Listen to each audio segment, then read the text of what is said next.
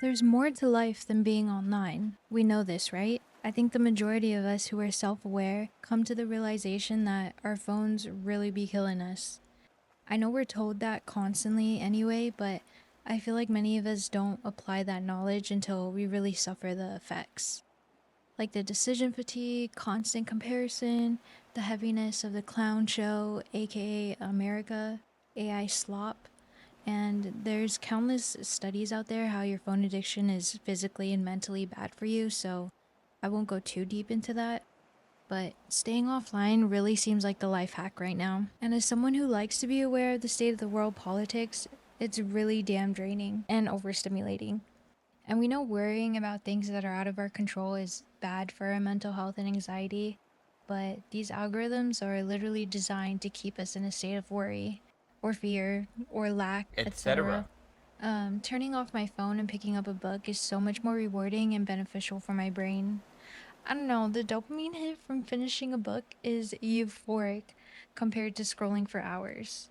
Now, when I scroll longer than 15 minutes, it makes my brain and my eyes feel fuzzy. Plus, do you ever notice when you scroll longer than that, the algorithm just starts to show you the same video but in different fonts? I'm bored, but overstimulated at the same time. Not to mention the amount of AI slop there is. My family keeps sending me these videos that are AI, and it's kind of scary that it's getting harder to notice the difference between AI or not. Another big reason I choose to stay offline is because I don't like comparing myself to other people.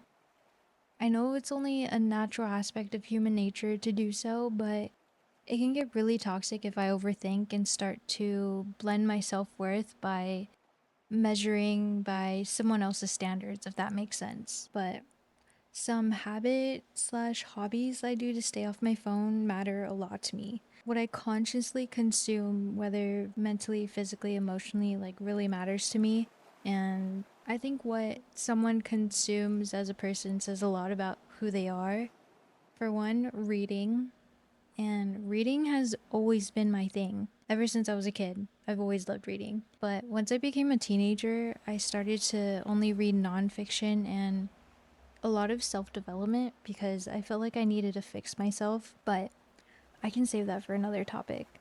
But anyways, the last couple years I got into fiction again, and I'm so in love with being able to escape in different worlds and imaginations. I don't know, it's so fun to me. But I still read nonfiction from time to time, but reading in general is my favorite hobby to stay off my phone.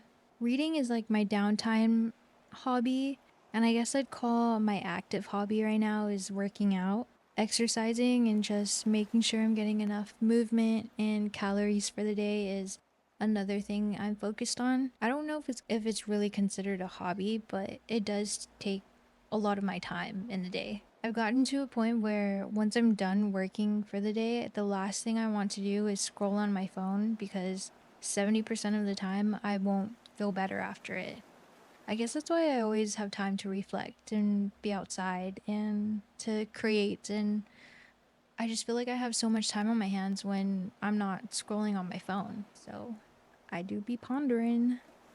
But, anyways, all this to say how and why I stay offline, I like to be intentional in what I engage in.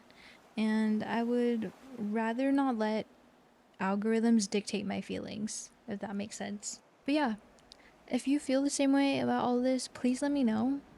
And let me know what your hobbies are, and if you also love to read books, I'd love to know. But yeah, thanks if you've listened to this. I would love to go deeper into some of these topics if you would like, but yeah, thanks for listening. I'll see you in the next one. I don't know why I like saying that, but I do.